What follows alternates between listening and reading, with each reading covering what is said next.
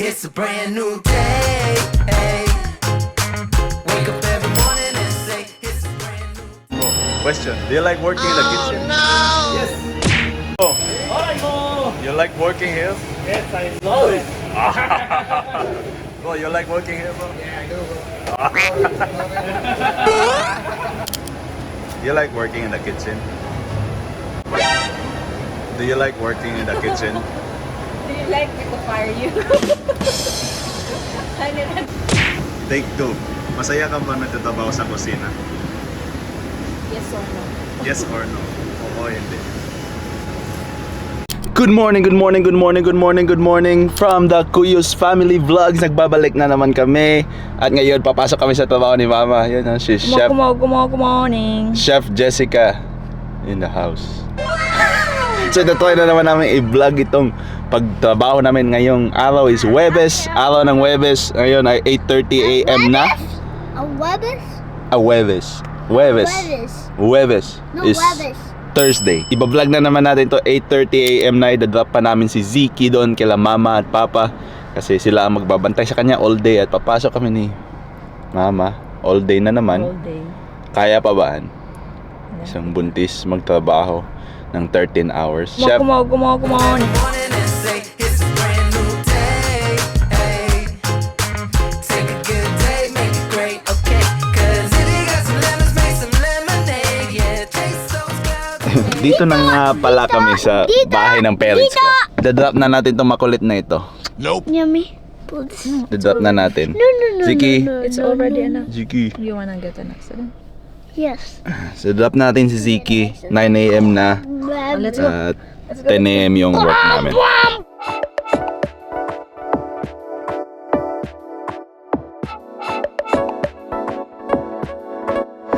Where did the time go? Seems like yesterday we were. So nandito na nga pala ulit kami sa trabaho, guys. Yan si Mama, busy oh. Anong ginagawa mo? Chips ulit. Chips. Yun oh. Nagawa ng chips. Sabi mo bang benefit, Mama, ang makasama mo ako dito sa trabaho? My benefit that my disadvantage. Bakit? 24 hours kayong magkasama. Minsan, very sweet. Kakasimula lang sa trabaho. Pero mamaya, gaaway. Mag-aaway daw eh. Sweet daw sa simula. Mamaya mag-aaway. Di mo ba ako nami-miss pag ganun? Di kita nami-miss pagkasama kita. Pwede kayong mag-date. Pwedeng mag-date habang nagtatrabaho. Yun yung benefit, guys. Diba? Bukas na tayo, late na tayo. Dami pang kwento eh. I like the way you're moving, moving, way you're moving, moving. I like the way you step into it, step into it. Ayan, Mama. Ano yan? Kiss mo na kita.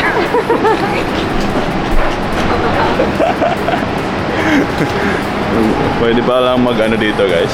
Naging romantic. Ha? Ewan ko. Yan, guys. Nagbubukas lang kami dito sa kusina. Kasi umaga eh.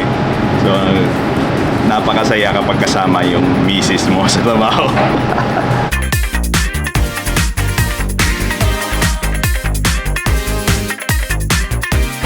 At yun nga, guys, no, yun yung isang advantage na katrabaho mo yung asawa mo. Yun, no? Gagawan kita na magkain. Hindi, kasi nakapag-date tayo dito sa trabaho. Uy. Libre pa. Libre. Thank you. Thank you, honey. Sarap, Han. Sarap. Special yan.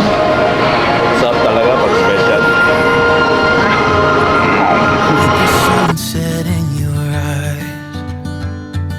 I couldn't find the strength to say.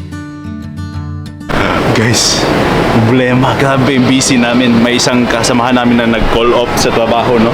Tapos ngayon, ano na kami, naaligaga na kami dito. Naaligaga ka ba? May nag-call off. May nag-call off si Martin. Martin, ha? Call off ka pa, ha? Sige, call off ka pa. Pinapanood mo itong vlog na ito. Martin, pasok ka na. Next time, last ka na lang. Isa ka na lang. Uy, ano yung nagawa mo dyan? Isa din palang benefits guys kapag yung katrabaho mo yung asawa mo is pwede mo siyang utusan. Han. Oh, yeah. Han. Hindi. Ang laki ng mata doon. Ako palang pinag-utusan. Isa pang advantage mga kababayan kapag yung nakakatrabaho mo yung asawa mo na bulol-bulol. is kapag yung namimiss mo yung asawa mo, nandyan lang siya sa gilid. Tingin ka lang sa gilid. Hi! Bayan, magtrabaho na. Tumawa na daw tayo. So ang totoong dahilan guys no, kung bakit kinukulit natin si Mrs. ay kasi alis na siya. Alis na siya dito sa bahay ni Kuya. Ay, di pala. Dito sa kusina. Iiwan na niya kami. 2 weeks. 2 weeks na lang ha, di ba? 2 weeks na lang. 2 weeks na lang. At magre-resign na siya. Magli-leave na siya. Kaya sa pregnancy, maselan yung pregnancy. Kaya, yun. Alis na siya. At magtatrabaho na lang siya sa bahay. Work from home. Ipagluluto na niya lang ako. Naiyak ka na. Yak na ako, Miss iwan mo mo ba na ako. ako? Mag-miss na kita. Hindi ko na alam kung paano magluto. Ang masarap na pagkain. You were playing like a song in my head, and I was saving all my luck for the weekend. We don't always get it right, but we wing it, and we fall right into place like a dream. And I was giving you my Fridays, midnights, but I was trying to ignite it. Oh no! Ano yun? Hindi ka ba busy? Hindi, bakit? Nakantikit, ako palagi meditated. Masarap kasi ang gawa mo eh. Kaya ikaw palagi ang busy. Masaya ka bang katrabaho ka? Masaya ka bang katrabaho ako? Of course. Mamawag na sa lahat. Pag wala ako, wala kang mautusan. Wala. Ayos ka lang mama. Second half na. Alas 5 na. Malapit na ang uwian. 5 oras na lang. Ano yun, boss?